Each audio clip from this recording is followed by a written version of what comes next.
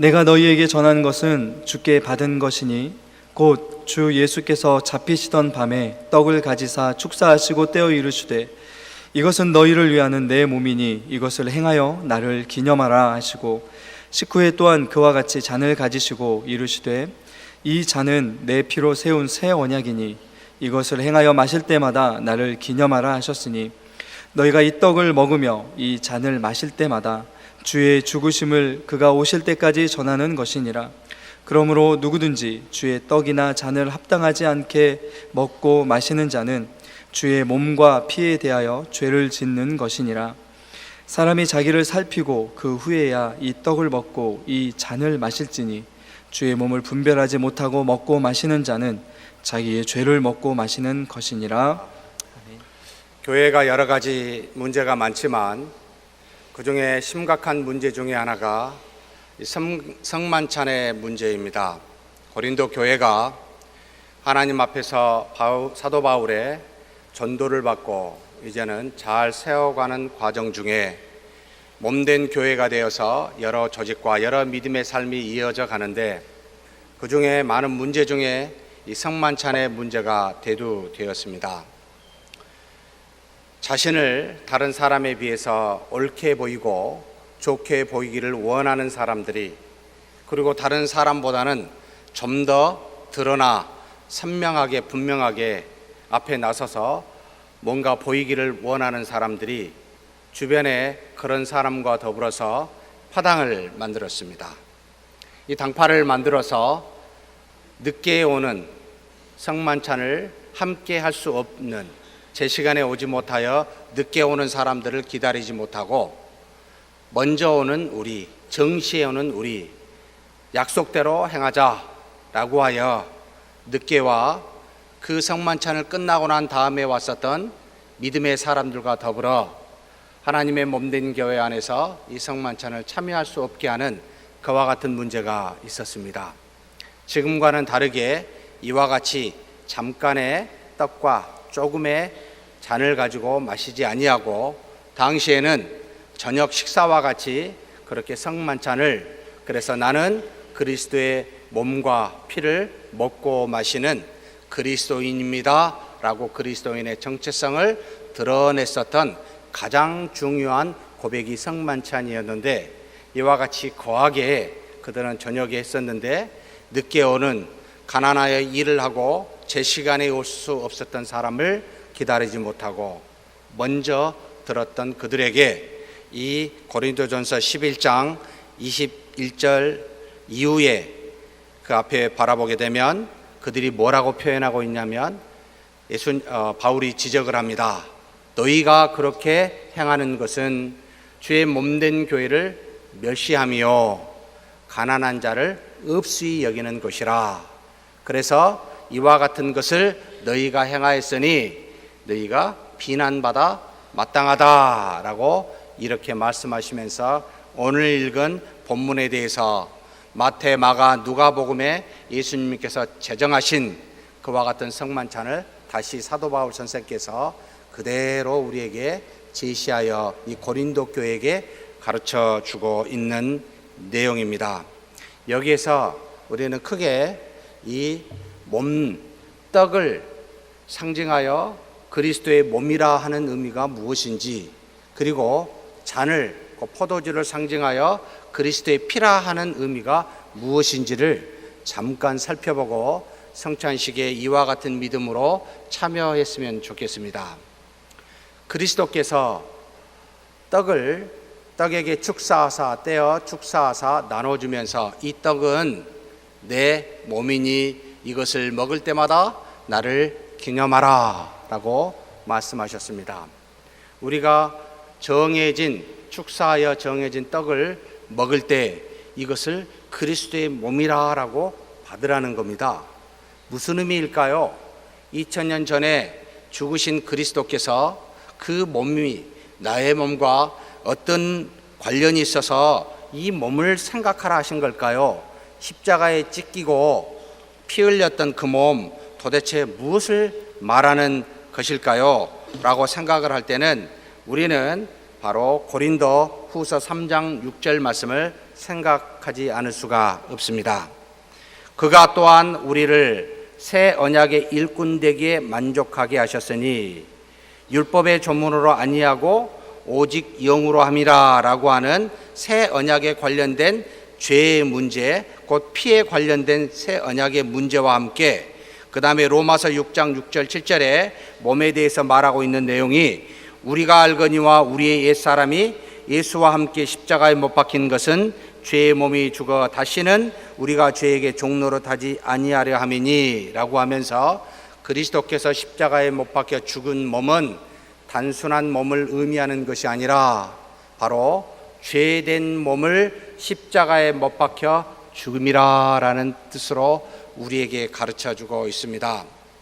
모든 죄는 영과는 상관이 없는, 영이신 하나님과 상관이 없는 그 영이신 하나님이 당신을 닮은 걸로 우리에게 그 코에 생기를 부어주신 그 피조된 영과는 상관이 없는, 그래서 육체를 따라 사는, 오직 몸으로만 사는 이것, 원래는 그 몸이 이 영을 담아 그 영에 따라 하나님의 영광이 몸을 통하여 증거되게 하셨는데 불순종함으로 말미암아 이제는 그 영이 하나님과 단절이 되어 활동치 못하고, 다른 말로 표현하면 죽거나 잠자게 되어 이제는 육체만 남게 되니 이 육체가 주인이 되어 육체의 뜻대로 살아가는 이 몸은 하나님과 상관없으니 모든 죄의 근원이 되고 그로부터 나오니 예수님께서 십자가에 못 박혀 다른 죽음이 아니라 그 몸을 못 박히게 하신 것은 모든 인류가 이 몸으로부터 다 죄가 나오니 이 몸을 죽이신다 라고 하는 그런 의미로 이 떡을 먹을 때마다 내가 십자가에 못 박혀 죽인 이 몸을 생각해라. 다른 말로 표현하면 여러분 절대로 몸으로 살지 마십시오. 내가 십자가와 함께 이 몸을 죽였으니 나와 함께 연합한 여러분 모두는 전부가 다 몸이 죽은 사람이니 이 몸으로 육체로 살지 마십시오 라고 하는 그와 같은 의미가 십자가에 죽인 죄의 몸이라 라고 이야기하고 있습니다. 그러니 몸을 살려 몸의 뜻대로 몸의 소욕대로 사는 저와 여러분이 되어서는 아니 됩니다.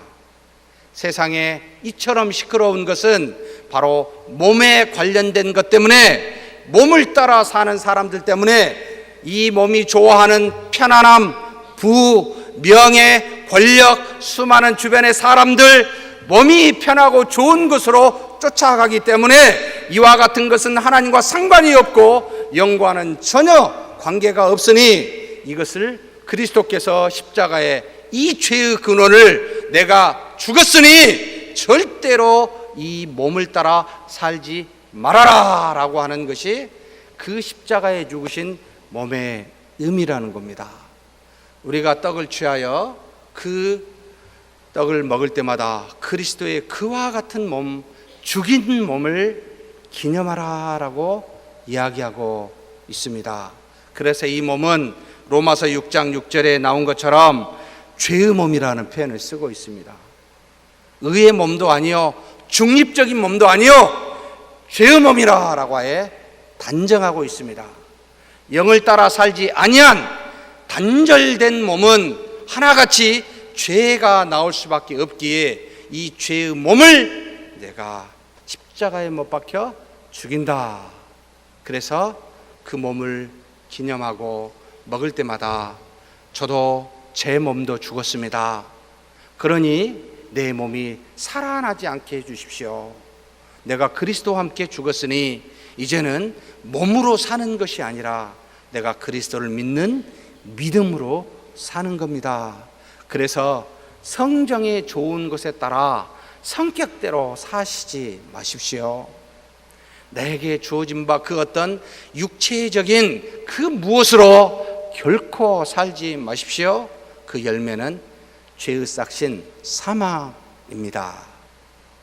그러니 죽였다, 이미 죽었다라고 하는 것이 십자가의 몸의 의미입니다. 두 번째로 그 잔을 말할 때 정말로 재밌게 표현했습니다. 그 앞에 문법적으로 따지면 이 떡은 내 몸이라 했으면 이 포도주는 내 피라고 말하는 게 맞는데 그렇게 말씀하지 아니하시고 이 잔은 내 피로 세운 새 언약이라라는 말을 씁니다. 새 언약이라라는 표현을 놀랍게 쓰고 있습니다. 피는 단순히 어떤 피가 아니라 언약이라는 말로 우리에게 제시하고 있습니다. 그 뜻이 무엇입니까? 좀 전에 제가 여러분에게 말해준 고린도 후서 3장 6절의 말씀에 그가 또한 우리를 새 언약의 일꾼 되기에 만족하게 하셨으니 라고 새 언약이 나옵니다. 이는 율법의 조문으로 하지 아니하고 오직 영으로 함이라 라고 말하면서 새 언약 이전에는 옛 언약이 있다는 것입니다. 히브리서 9장 15절에도 뭐라고 되어 있습니까? 그는 새 언약의 중보자이시니 이는 첫 언약 때에 범한 죄에서 속량하려고 주구사 부르심을 입은 자로 하여금 영원한 기업의 약속을 얻게 하려 하심이라 라고 하며 예수님을 새 언약의 중보자로 표현했고 바로 그 이전에 첫 언약이 있었는데 이 첫 언약은 하나님께서 모세를 통하여 우리에게 율법으로 언약 계약을 맺는 것을 말합니다.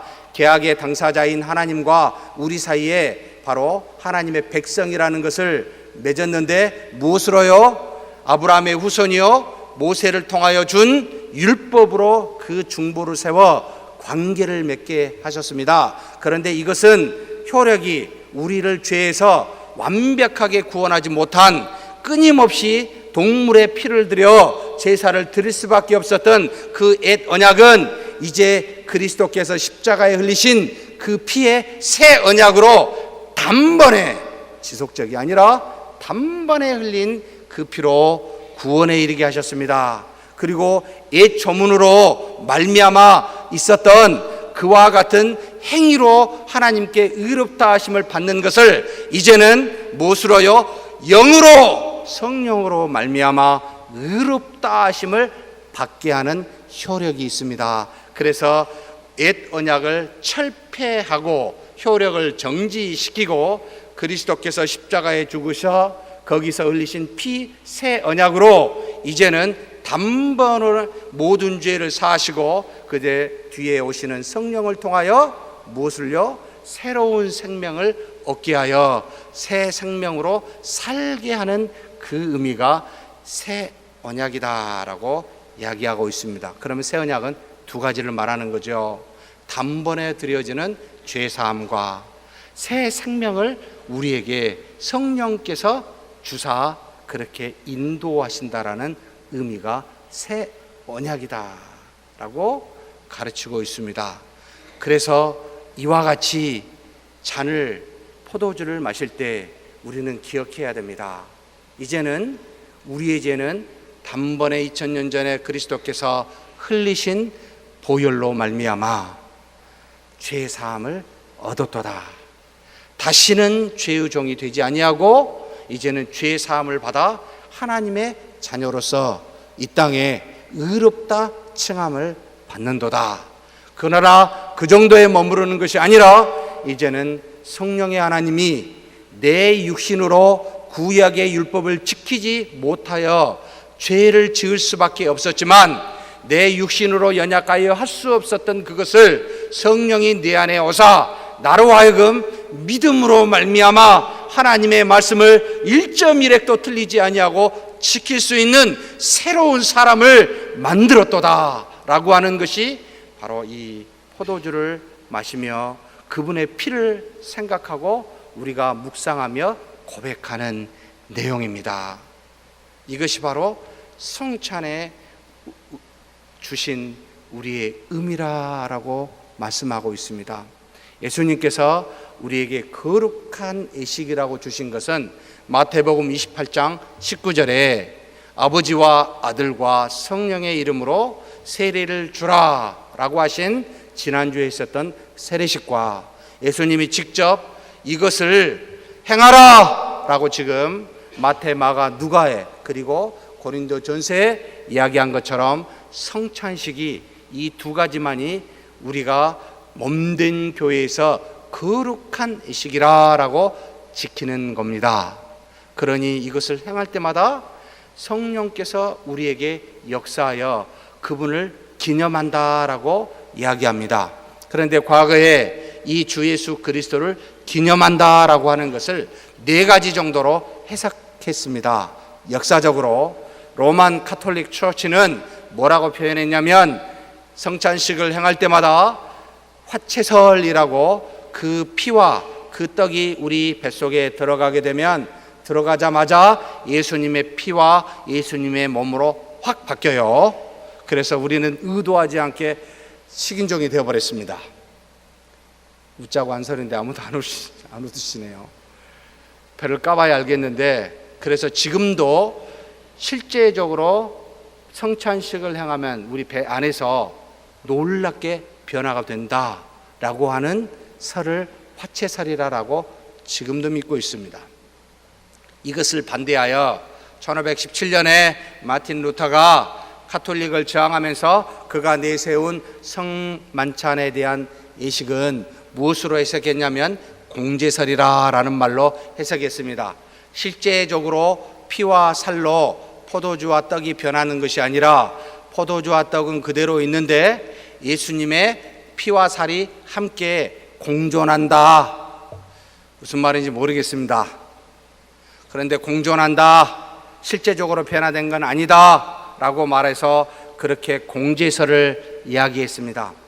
세 번째로 이것에 반대한 당시의 개혁주의 1500년대 16세기에 찌빙글리와 칼빈이 다른 표현을 했습니다. 찌빙글리는 절대 모든 예식은 아무 필요가 없습니다. 오직 믿음으로 말씀으로 나가야 됩니다 라고 하며 상당히 극우쪽으로까지 나가면서 무엇을 이야기했냐면 바로 오직 이 성만찬을 행할 때마다 예수님을 기억합니다, 그리고 그분을 기념합니다 라고 사실 원어에 충실한 내용을 이야기하면서 그분을 기념하여 기억하여 믿음으로 받습니다 라고 이야기했습니다. 이것을 지금 우리는 받아들이고 있어요. 그런데 이것에 대해서 한 걸음 더 나아가 좀 더 영적 의미를 제공한 사람이 바로 칼빈입니다. 이 존 칼빈은 성령 임재설을 우리에게 이야기해 주었습니다. 이 성만찬을 행할 때 우리 안에 계신 성령께서 역사하사 이 성만찬을 행하는 동안에 우리의 믿음을, 그리스도를 생각하고 기억하게 하여 우리의 믿음을 공고하고 단단하게 만들어주는 놀라운 은혜가 항상 그 안에 있습니다. 그래서 성령의 역사를 바라보고 기대하며 그분 앞에 나아가 성만찬을 하십시오라고 성령 임재설을 말하고 있어 우리는 찌빙글리의 기념설과 칼빈의 성령 임재설을 받아들이고 있는 그런 입장이 우리 장로교의 입장입니다.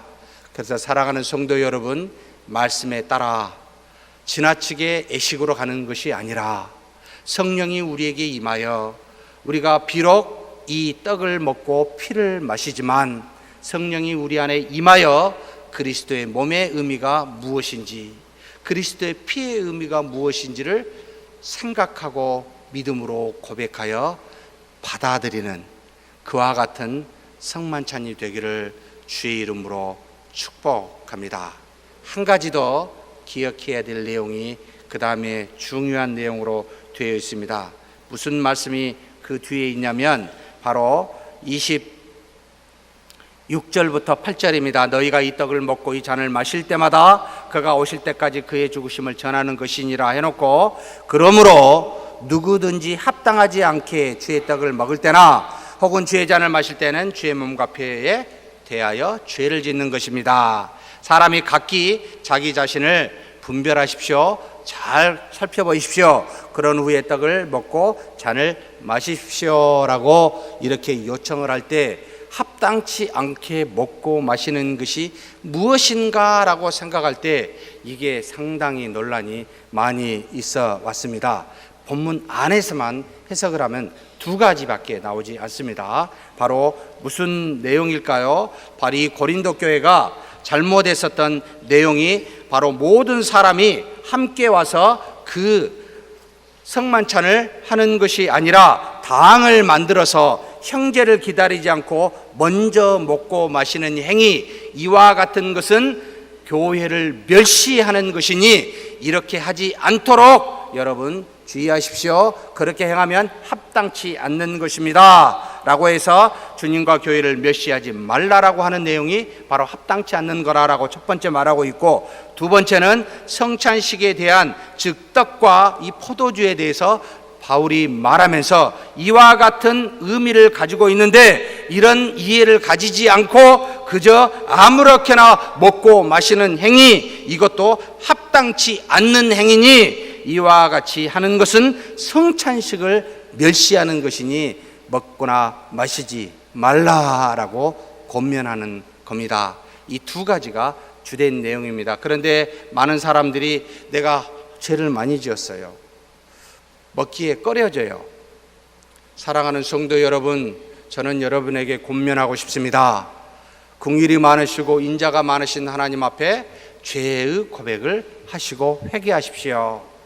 그리고 성만찬을 대하십시오.